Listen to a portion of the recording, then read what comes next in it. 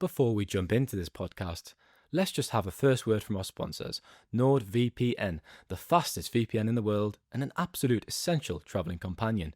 You can use NordVPN on 10 devices with just one account, easily switching your virtual location to access apps and websites in other countries. But if you're out of the country, make sure that you've got NordVPN to be able to use your subscriptions and watch the live sport that you might miss. If you're at home, use it to see if you can save money with products that might be cheaper in another region. Go to nordvpn.com/Manchester to get 4 extra months on the 2-year plan. The link is also in the podcast description. Hello and welcome to the Manchester is Red podcast. My name is Stephen Railston. It's a Friday morning and I'm joined by Tyrone Marshall as usual on today's episode. Ty, how are you? I was going to say it's a lovely day, but it's a bit cold, isn't it, for a May?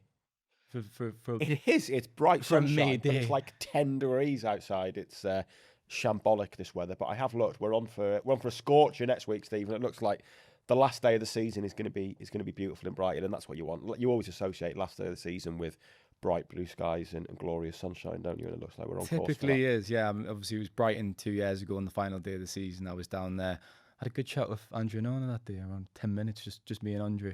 Few tips. Became best friends. I think if I did give him tips, they clearly didn't work with to Onana. But the weather was gorgeous. You're right. You usually associate that with the final day of the season. Hopefully, we'll get it again then. And we'll get the sun cream out, should we, for the final day? I think so. Yeah. Take our shorts and t-shirt. Beach ball, a bit of fun down there. I was going to say take your shorts and t-shirt off, but maybe not. It's a bit too far. Yeah. No. Keep it a family podcast. So we'll get into the latest news, Ty. We'll discuss a little update on Michael Carrick and talk about some transfer bits. In the second part, we'll reflect on the FA Youth Cup defeat. I was there last night. United's under-18s fell short against Manchester City. And then to wrap up, obviously, we'll look ahead to the Nottingham Forest game. A 12:30 kickoff on a Sunday, which is quite a strange one. Quite an orthodox kickoff time for a Sunday. But let's start with Michael Carrick because United are moving closer to a decision. We've said on the podcast a few times now that he was expected to get the job. He felt like a shoe-in, etc. From an odds perspective, I even argued 2 months ago that very, very skinny odds were probably value at that point. Look, Carrick's won more points than any other manager in the Premier League since his appointment in January. Has won 10 of his 15 matches, losing just twice. Steered the club back into the Champions League with 3 games to play. And by all accounts, he's now moving into the direction that he will get the job. Formal talks will begin, we understand, before the Brighton game on May 24. It just seems a very sensible, very logical appointment, this, doesn't it? Yeah, absolutely. I think it's felt like it's been on the cards for a while. United have wanted to make sure he's the right man. I think it's been obvious for quite a long time that given the candidates still available to them, Carrick is the right man. I think it will be confirmed by next Sunday. I mean, I was told in the week that when they hadn't started talks, but if they did, they didn't expect them to last long. Essentially, I think this is going to be very simple to do. I mean, they're all in the building. The bigger question marks aren't around Carrick; they're probably around his coaches and the situation with all of them. I think all are going to stay. Obviously, Jonathan Woodgate has been a manager previously. Does he want to go back into that? Is he happy to be coaching at Manchester United? It feels like he's kind of settled on that coaching role. Steve Holland has just been a number one, is in his 50s. Would he want to commit to a 2 or 3 year deal? I think he probably would. As a Stockport lad, it seems like he's been really energised by this role at United. So I think all of them are going to commit. And they've put together, I mean, you've got to give credit to United for putting together that coaching team in the space of a week in January that has dovetailed absolutely brilliantly and that the players love working with. And yeah, absolutely the right man. It makes sense to do it before the end of the season. I think it's made sense. I said a couple of weeks ago on a podcast, I thought it was a decent chance it would be done before the end of the season. I mean, why would you reach next Monday, a bank holiday, when everyone's going on holiday and not have it done when he's obviously the right man? Like, why have that uncertainty? Why have your coaches going to different parts of the world on holiday or even just different parts of the country back home? Like, get it all done while they're at Carrington. You let it fester beyond Brighton and suddenly you might be looking at 4, 5, 6 weeks before they're all together again. So get it done. Give them that vote of confidence. Give the players the stability. We all know which way it's going. Carrick clearly deserves it. And yeah, I think it's 100% the right call. When he won the Manager of the Month award, the Premier League Manager of the Month award in January, credited his coaching staff and obviously the players as well. And as you say, the coaching staff have been hugely important, and there's a real strong blend of personalities and skills within that staff. Obviously, Jonathan Woodgate and Steve Holland, as you mentioned. Holland's obviously the assistant, and you've got the first team coaches, but Travis Binion as well, Johnny Evans. These members of the coaching staff have made fantastic inroads with the players through individual coaching. And Carrick's mentioned that they've got some real joy with working individually with players at Carrington to help them improve.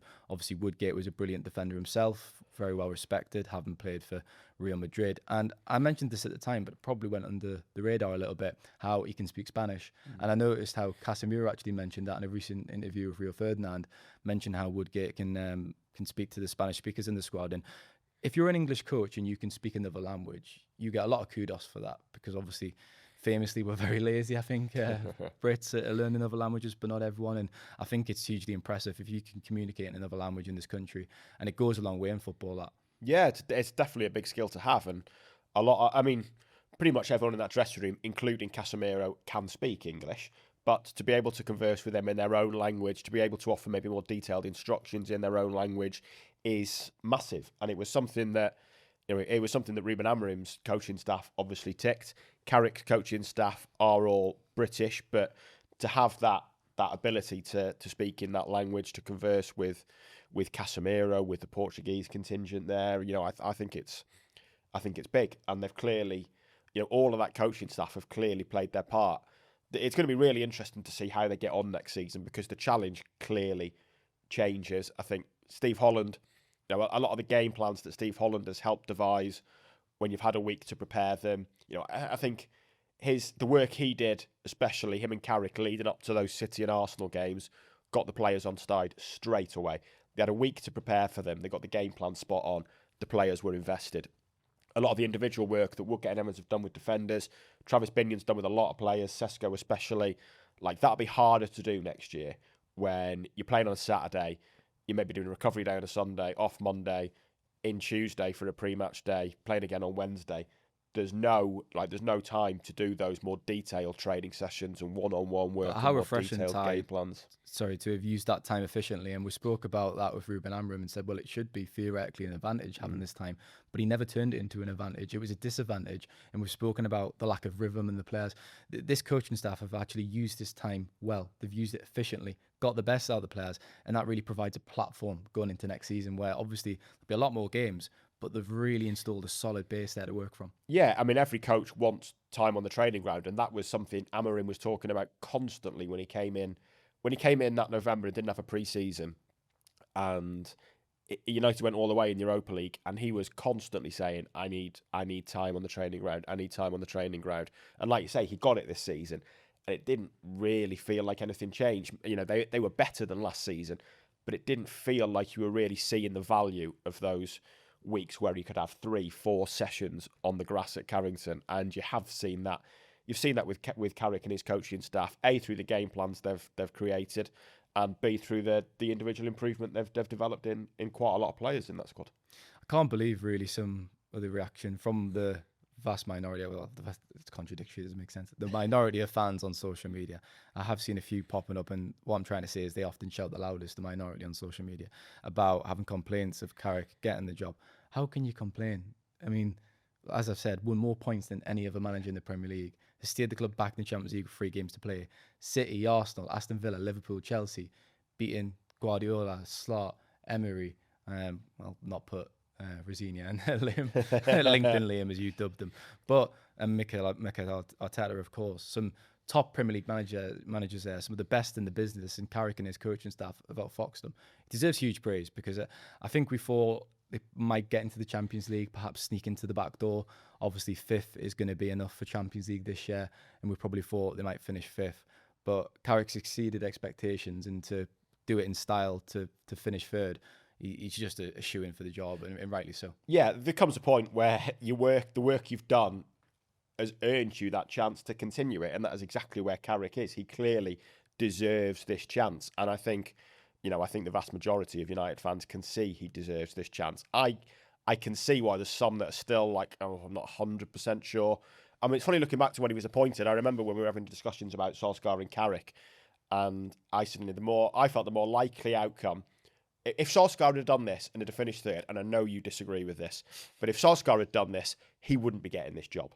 Like, this would be like, this is fantastic. Let's shake hands. Disagree. Let's go. The thing with Carrick is there was always the chance, if he did this, he had to get the job because we don't know where his ceiling is. He did a decent job at Middlesbrough. He's got the second best win rate in Middlesbrough's history, albeit Ita Karanka's got the first. So he did a decent job at Middlesbrough, and we don't know where his ceiling is. He's a 44-year-old coach who hasn't had the chance at an elite club like this. There's a possibility, probably a slim one, but a possibility that he's the English Pep Guardiola, and that actually he's I asked him earlier this season if he feels he's better working with elite players, and there's a possibility he is. He clearly gets this club. He's clearly got a great rapport with those players, so he has earned the chance. But at the same time, he's been appointed on the back of 15 games. It is a small sample size. They've played twice a week, twice. Two of the poorest performances have been in those midweek games.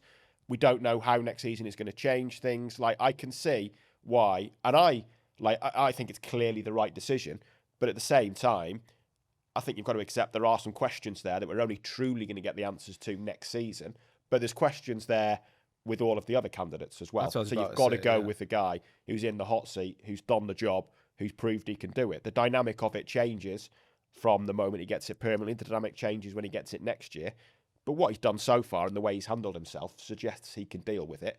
But it's not, it's not a shoo-in. It's going to be a success and going to continue this way. But he's clearly the right man for the job, and he's clearly earned the chance to take it forward. I think if Solskjaer had come in and had the same success with perhaps a similarly impressive coaching staff, then I think he would have definitely got the job. I think it's a different. I know what you're trying to say in structure terms now. of he'd been there and done it before, and there's more water that's gone under the bridge. But there would have been a huge clamour for another bite of the cherry if Solskjaer had finished third and had the same success. And also, I get your point about saying you kind of know what you're going to get with Solskjaer, but you could flip it and say, well, wasn't he heading in a brilliant direction until Cristiano Ronaldo signed for the club, which from his perspective almost kind of derailed the project. I know Ronaldo had a brilliant season individually, but it clearly did have an impact on the team and the way they were playing at that time. Couldn't press, could he? Was like watching you at five-a-side. Hey. I mean, I think personally the comparisons with Solskjaer are daft in that sense, and we've talked about how he's a shoo-in for the job, and rightfully so, but you've just said, well, he's not a certainty for success. Obviously, but no manager, as you say, or no potential alternative out there is a guarantee of success. And we've seen this with elite managers at the football club over the last 12 years or so, 14 years, that elite managers are coming into the club. There's no guarantee they're going to do fantastically well. So you've got to go with what you've got here. And as you've said, Carrick's in the building. He's proven what he can do, backed by the players. Fans love him. He's had success.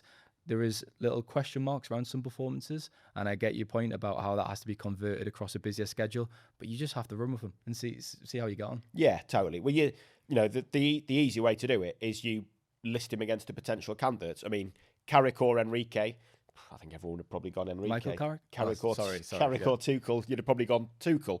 But these people weren't available. If it's Carrick or Iraola, you go with Carrick. He's just won 10 out of 15 games and done a brilliant job. If it's Carrick or Glasner, you go with Carrick. If it's Carrick or Marco Silva, you go with Carrick. Like, he's clearly, if the people available, he is clearly the best person for the job.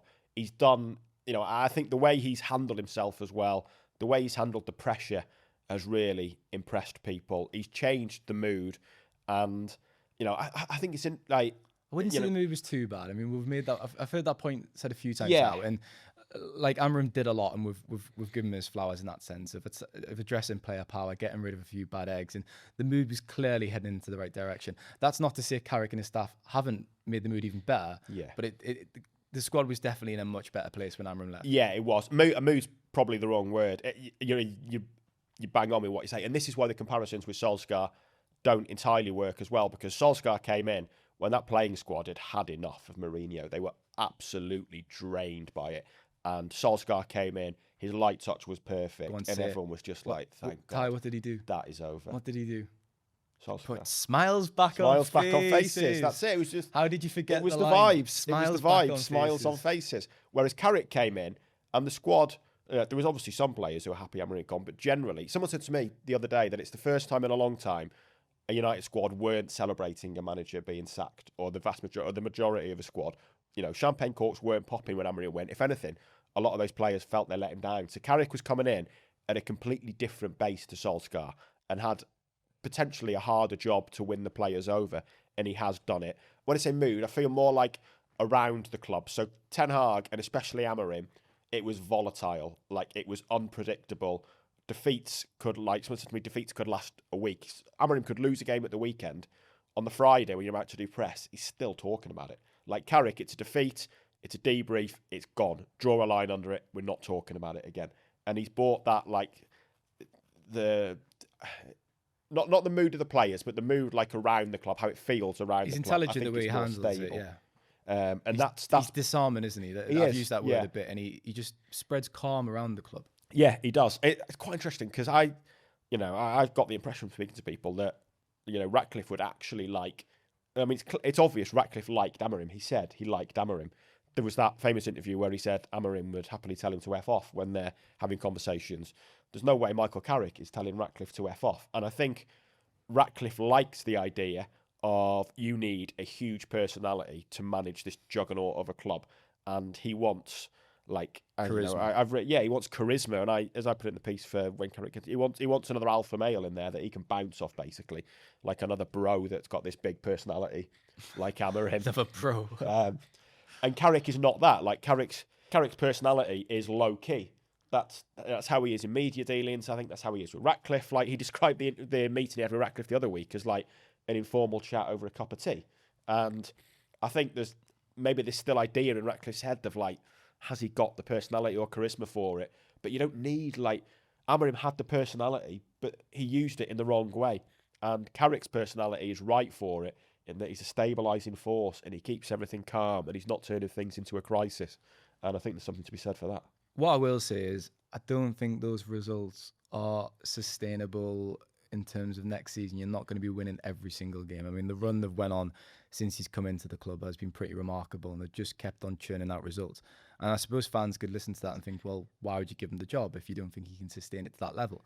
I still think he can sustain results to a very high level. I just think the extent of those wins is probably unrealistic. And that's why I think expectations have to be slightly managed going into the new season.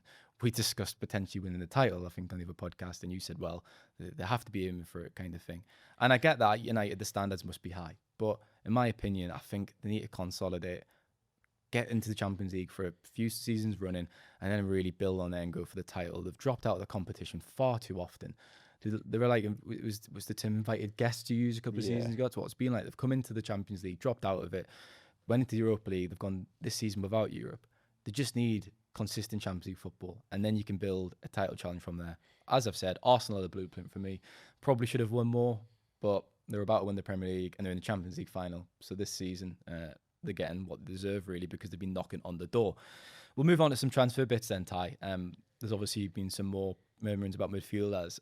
There is an interest, we understand, in Ederson at Atalanta and Matias Fernandez at West Ham. Two interesting targets, really. I wouldn't really put either in the bracket of the high-quality Casemiro replacement that I envisaged, but they do need more than just one midfielder this summer. And perhaps if one of those players came into the club alongside a higher profile, a bit more quality player, then that would be a very logical signing. And to be fair, Matias Fernandez at West Ham is particularly interesting because we've looked at this Premier League proven strategy that they've adopted, and we've seen the success of Brian Mbeumo and Matthias Cunha.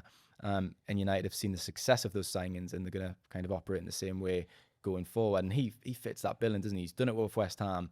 And there's also some murmurs of interest from Arsenal. So clearly he is attracting interest from the Premier League's best clubs. And with West Ham's situation now, probably likely to go down, it looks like, this season. I think Tottenham might just survive, unfortunately, because that would have been hilarious. He is going to be very attainable this summer. Yeah, he is. I think the potential issue with that, I mean, it's almost like, I look at it like there's an A list, a B list, and a C list when it comes to these midfielders. And it feels like if Woodgate goes, it's a bit like Countdown, isn't it? I'll have 1A, 1B, and 1C, please, Karen. Thanks, Rachel. Carol. Yeah. Oh, sorry. I see I'm modern. I'm thinking of Richard Rachel Riley. Modern, yeah. Carol I'm still in the Vorderman clan. Yeah, and like both of those are probably, Ederson and Fernandez are probably B-listers. Like they're not, like you say, they're not the elite Casemiro replacement. Fernandez looks a good player, albeit it's not ideal having back-to-back relegations on your CV in the Premier League. But he's only 21, looks a good player. Bruno Fernandes likes him and has been singing his praises. I think the problem is that he seems he's not that Casemiro replacement anyway, because he seems a more advanced midfielder. He's maybe someone who could dovetail with, or who could compete with Kobbie Mainoo. But, he looks a tidy player.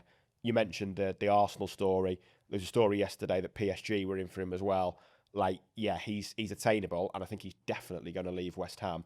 But if it turns into a bidding war, I don't really see United getting involved. Because you can't be dragged into a bidding war for your second choice midfielder, can you? Target. It's a good point you make about the lists, but they are going to have to sign another midfielder, especially with the Ugarte situation. They need to draw a line with Ugarte. They need to get rid of him this summer. Yeah. I suppose you could argue to keep him as a squad player, but the problem is these squad players will be much more important next season than they have been this season. Ugarte wasn't good enough coming into games this season, so why is he going to be next season? Exactly, yeah. I think I'm the same. You've got to draw a line and try and get rid. And I think the Leeds game when Ratcliffe was there was probably the final straw for Ugarte. I think that's probably sealed his fate. But like you say, it does kind of mean you need that third midfielder. I mean, I was talking about Toby Collier in the week, and I think there's a chance he goes back on loan next year. I think there's a chance he goes to Hull if Hull get promoted whenever the Championship playoff final is, if that's sorted in time for next season.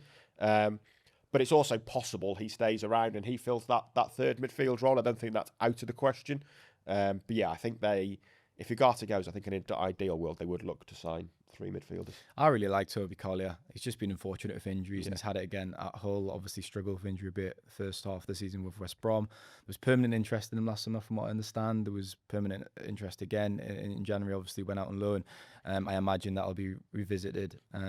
The word last summer was essentially, okay, we're going to wait and see what United are thinking. But he does want to play. He's at the stage of his career now where he has to play a minute. He's 22, isn't he? And is he really going to accept? I know he's at United, but does he really want to be a bit part player in coming on and get a few minutes? I know you could arguably say that would be pretty decent, especially with minutes in the Champions League and the cup competitions. But I still think that equates to maybe 10 or 15 starts next season and maybe 30, 35 appearances overall. I think there'd be something to be said for that kind of experience.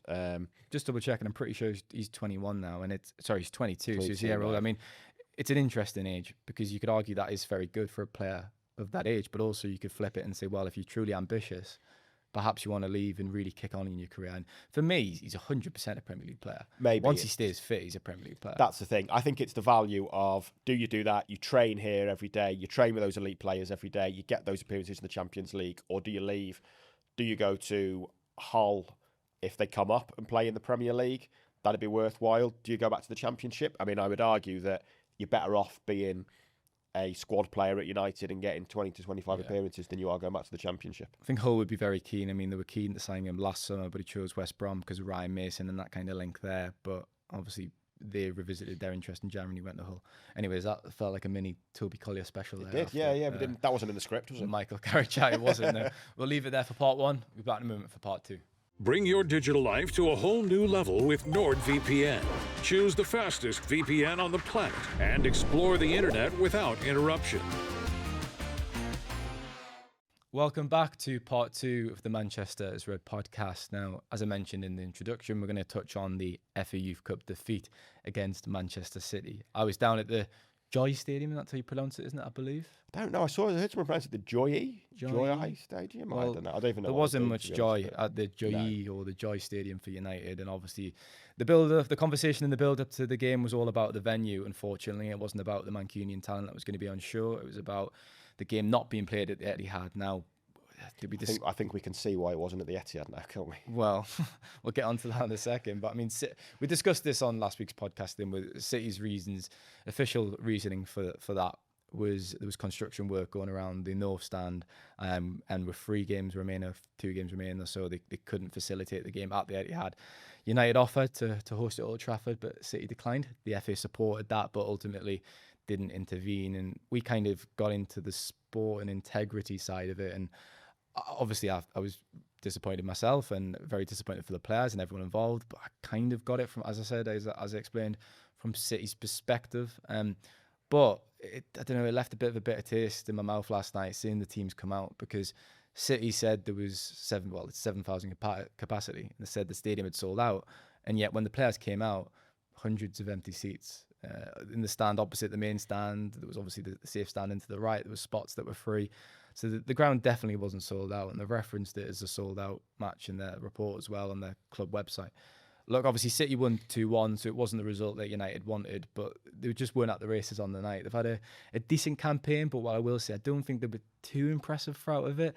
Sometimes individual quality were getting them out of trouble. I think the Oxford performance, which you actually went down to, that was probably the most complete performance in the campaign. And to fall short in the final, especially against your rivals, is incredibly disappointing.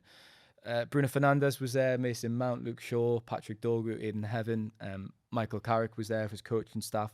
That was fantastic to see, such strong support from United's first team representatives. Semenyo was there, Nathan Ake was there, and Pep Guardiola was there. Guardiola was enjoying a glass of wine at the final whistle during the celebrations, a glass of red. And was he on the tannoy? Was he on the tannoy? He wasn't on the tannoy. But what Ty's referencing, and we'll get into it now, is obviously I spoke alongside a good number of colleagues throughout the game to Darren Fletcher to get his post-match reaction. Now, it's fair to say that Fletcher ripped into City, really, for their kind of handling of the celebrations and the fiasco around where the game would be played. He also obviously had frustrations with the FA. Now, during the post-match celebrations, anyone who isn't aware, City read out the names of every squad player, and they read out the name of every single coach involved with the under-18 setup. Now, that is not usual. It doesn't usually happen. Doesn't happen at the FA Cup final. No, it certainly doesn't. So you could tell why Fletcher was irked, and especially in the circumstances around the venue. So he wasn't happy, to say the least, and made his feelings clear. City's kind of officials had pointed towards the Fletcher twins being in the academy, which was a strange comparison. Irrelevant. It's not really relevant. I don't think he was actually criticising the academy. Exactly, and as we discussed before we went on air, he was actually complimentary to his opposite number. Yeah. He said he had no problems, but his frustrations more aired towards City. It's interesting, Ty, isn't it? I mean, it's such a big occasion, this game, and rightfully so. It was the first All-Manchester final for 40 years, but it's kind of been overshadowed and marred by this whole debate around the final venue, and then this as well. It leaves a bit of a bitter taste in the mouth, really. Yeah, it does. And I watched it last night, and I've got to say it sounded flat. Apart from the away end sounded like the rest of it sounded really flat for a lot of the times. And you're watching it and seeing the empty seats, and it just didn't feel like you expected it to feel, to be honest, watching it on telly. And I still think if that game had been at Old Trafford, City would have sold more tickets than they sold for that stadium there, because there'd have been the chance of people, City fans who don't normally go to Old Trafford, to go. I'm sure United would have given them a bigger away end. That feels like an opportunity missed. And it didn't feel like the occasion it should have felt like, did it? I mean, I thought that throughout the game. I said that it didn't feel like a final, and that is a huge shame. But again, and I'll caveat this to remain balanced, I still think they were within, and we disagree on this, within their own rights to say, well, look, we were drawn at home, and that's kind of the grey area, because they were drawn at home. They didn't earn the right to play at home. Yeah. But once they were drawn at home, they were going to say, well, we're going to play this final at our stadium, and we're going to have the home advantage. I understand still why they did that. Yeah. I mean, I can see why they did it if it's in the rules. I just don't think it should be in the rules. Like you say, if they'd earned home advantage, fair enough. They were drawn out of a hat first. Like, come on. That just seems incredibly petty to say, nope, our ball was drawn first and we are keeping that. Like, that just seems a little bit petty and unnecessary. I mean, it's clearly not a good look that stadium was not full. And as much as they can write sold out, like, it clearly wasn't sold out. I mean, the TV cameras showed it wasn't sold out. There's plenty of pictures going around that show it wasn't sold out. And that wasn't a good look. I think the FA have got a role to play here. I mean, the FA said that they supported the idea of it being played at the Etihad Stadium, but like, I mean, what does that mean? What is that? You going to City? We'd like it played at the Etihad. We're not playing at the Etihad. Okay, like the FA, like, need to get a grip of this competition. The website for it is a joke that's updated very sparsely, very occasionally. It's hard to find any details on it. It's not got its own Twitter account. Like, they treat it like they don't care about it, and this is what happens. And it's a final. The FA, Fletcher's right. The FA should be getting a grip on it. The FA should be there saying, this is what's happening. That's what's happening. If United had won that final last night, there's no way on this planet City would have announced every player and coaching staff member coming up. It just wouldn't have happened. The under-21s played at the Joy Stadium, or however you pronounce it, last week. And when City's goal scorers put the ball in the back of the net, their names were read out. When United's goal scorers put the ball in the back of the net, their names were not read out. And that felt petty at the time. And the pettiness is extended into this Youth Cup final. You're right about the competition and the FA's role. I mean, it's their flagship competition. It's the pinnacle of youth football. Every player wants to win that competition if they're playing in the academy system.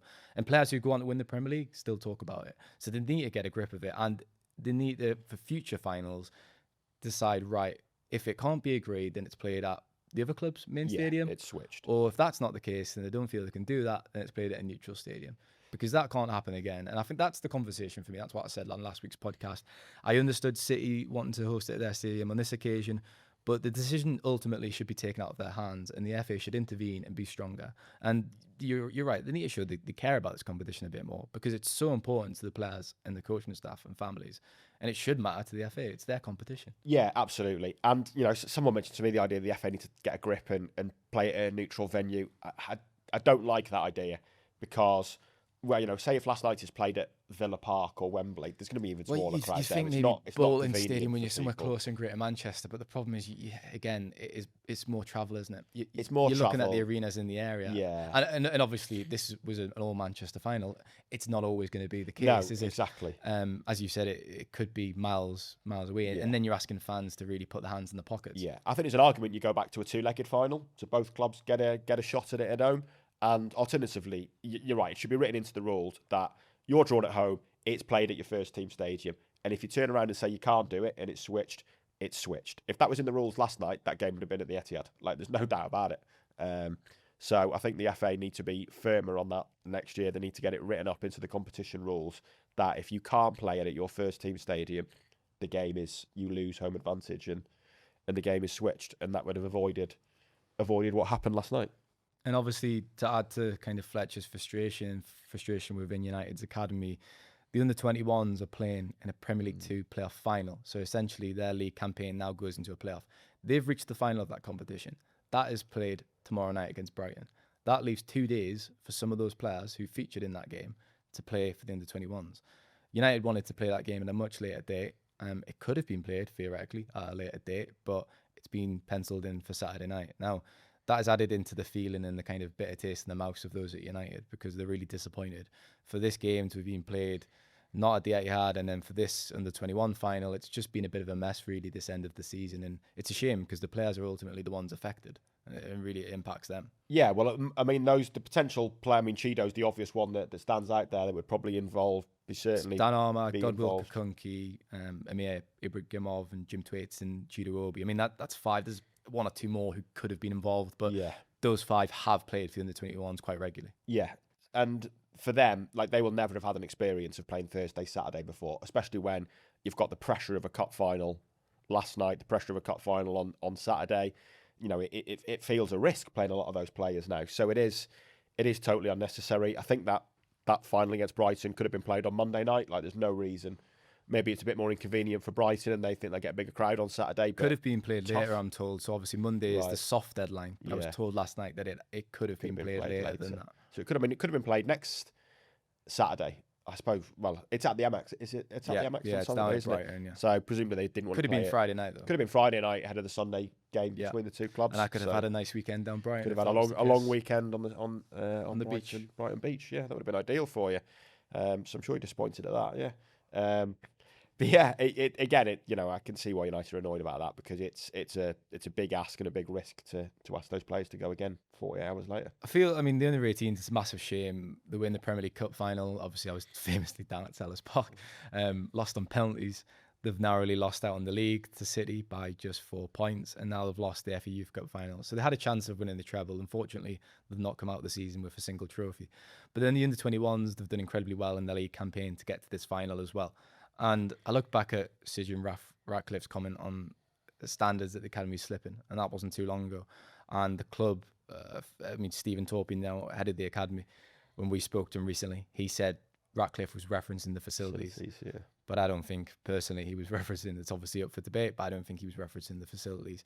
He might have been a little bit, but I think a lot of it was results and kind of standards within that system. So that just shows you that, again, that was wrong. The academy are doing really well, but ultimately they judged on players getting to the first team. Yeah. But having said that, there's players in the under-21 team, Shea Lacey, Chidi Obi, Jim Thwaites, who have first-team credentials. So hopefully they'll be involved. Next season they'll get a chance in the summer, and we'll throw it ahead to the Sunday tie because obviously it's Nottingham Forest 12:30, and these last two games we obviously looked ahead to the last match and said, well, probably Forest and Brighton are the logical matches for any youngsters to get an opportunity. Now, I would really like Shea Lacey to play, but now this game's been played against Brighton. That kind of rules that out because I imagine he'll be involved of course, tomorrow. So that is another shame. You're probably then looking ahead to the final day of the season. Look, Forest have been fighting relegation. They look to be staying in the league now. It just feels like another bit of a dead rubber, doesn't it? But United want to go out on a high and they want to win these final two home games to end Carrick's season really well. Yeah, they do. I mean, it feels inevitable they're going to finish third now. I think third could even be confirmed if Villa and Liverpool draw tonight. I think they're both 6 behind. So, it's possible to be in the bag then. They will want to finish well. They want to keep momentum going. The performance at Sunderland was pretty poor, wasn't it? I know Carrick spoke up about the positivity of not playing well and battling to a point, but you want to play well, and this is a chance to finish on a high. I think it's going to feel a big occasion because it's Casemiro's final home game. There's going to be a lot of emotion around that. He's going to be fit to start, I think. Forest? I think he's Forest? You're talking final home game? Casemiro's final home game. Forest. I'm thinking Brighton's away. Sorry, Brighton's at home. Right. We've just talked about the first half of the podcast. Gone already. Us going to Memory of a Brighton on the goldfish. final day of the season. Yeah, sorry, it is Casemiro. Yeah, it is Casemiro. Just to confirm. He signed a new contract. Forest. Yeah, Casemiro's final home Signed a game. new contract. There's a big banner from the fans due pre-match. I'm told there's going to be a presentation to him from the club post-match. I would imagine he's going to get substituted later on in the game. He's clearly a very emotional fella, isn't he? We've seen him close to tears a couple of times at Old Trafford. I think the dam is going to break on Sunday, and I can see that being an emotional occasion. And I think United will want to give him the chance to go out at Old Trafford with another victory. So they've been, bar the Leeds game, they've been perfect at home under Michael Carrick. So yeah, I think they'll want to continue that. There was obviously 5 changes against Sunderland that disrupted the rhythm. As we mentioned, we were critical of Joshua Zirkzee, but it is hard for these players to come into the team when they've not been playing. You'd expect them probably just to go back to full strength, perhaps for this match, and then, as I said, maybe Brighton's the opportunities to give some young players a chance. And Bruno Fernandes' assist record as well. Yeah, we discussed this in the car going up to Sunderland because the header across goal against Liverpool. Yeah. Some mark that down as an assist, but it wasn't an assist. I'm led to believe, was it? It wasn't an assist. So he's still on 19. The assist record is obviously 20, held jointly by Henry and Kevin De Bruyne. Yeah. And there's 2 games now, and that's an interesting subplot that's probably not been talked about this week. Fernandez still needs an assist to equal that. Yeah, there is another assist as well that he's been given on Transfer Market. If anyone uses that site, they say he's got 20 assists in the Premier League this season. I think the Liverpool... It's 20. not that one. They've got it down as 21. Right, so they've got the obviously Liverpool the one. FA Cup is included. I think there's the Premier League one. I think maybe Bournemouth. Maybe the corner. No, it's not down as that. Bournemouth. There's an assist there somewhere that they've got, which the Premier League haven't. So it is Leeds, Chelsea, Brentford, Liverpool. Liverpool is incorrect, as we've said. Yeah. I can't remember. Chelsea swung the ball into the box. Yeah, for Chelsea was Stamford Bridge. It dates back a while, this one, and I'm pretty sure it is that Bournemouth game. It's not down on the website and Transfer Market. What we will say is there is some inconsistencies with Transfer Market. It is widely used by journalists, by fans, but even Fernandez' appearance list, they'd actually got that wrong, and the club were made aware of that. They counted some appearance wrongly a while back, so their figures can often be skewed. It is the Premier League record, and the Premier League has him on 19 assists. So what we really need is United to get a penalty in the next 2 games and Fernandez to pass it and hopefully do a better job of when Perez and Henry tried to do it for Arsenal a few years ago and got it horribly, horribly wrong. So I think that is what we all want. I'm told that players have been joking about such a scenario at Carrington. So you never know if it'll happen. But yeah, if he's on 20 and United get a late penalty at Brighton, it is going to be interesting to see whether he decides to do something creative or takes the shot or what. But yeah, let's just hope he gets that assist this weekend and equals it at the very least, because he definitely deserves it. It's definitely in his mind. I mean, his assist against Brentford, I was just double checking the date when I spoke to Mason Mount with a few colleagues down at St George's Park. We spoke to Mount once the interview had ended, and we asked about Fernandez's assist, because it seemed like in other moments he would have shot himself, and obviously he played the ball to Sesko, and Mount admitted, I was laughing with Bruno. He said after that, I said, you definitely passed it, and you otherwise wouldn't. He went, no, I'm not so sure. But of course, it's going to be in his mind. It's only natural, isn't it, in this scenario? And hopefully he does it. I think he will equal it. And I said that a few weeks ago. I think he will equal it, but it's going to probably be tough to... Getting 2 now feels like it's going to be tough, but he wouldn't put it past him. Plenty of games this season where he's got 2 assists, so it'd be fitting on Sunday for one more Fernandez assist, Casemiro header as a perfect farewell. So let's hope that's in the script for Sunday. We'll obviously be back on Monday, Ty, to reflect on the Forest performance, and then on Thursday we've got the pleasure of playing in the media game at Old Trafford, which is, as we've alluded to in this podcast a few times, the journalists who cover the football club and the staff who work within the club's media department and comms team, etc. It's usually a decent occasion. So we'll probably give a report on that match on the Friday, because we'll be looking ahead to the Brighton game. Full player ratings. I'm sure everyone will be very interested in knowing what happened in that game. Hopefully no playing out from the back from a certain goalkeeper. I'll be playing it short. Get us playing out. You might get 20 minutes of get this them on. again. Get them to press us, and we'll play through them. Carve them open, Stephen. Go along like Senna Lommans. Thanks for listening as usual. Have a great weekend. We'll be back on Monday. Take care.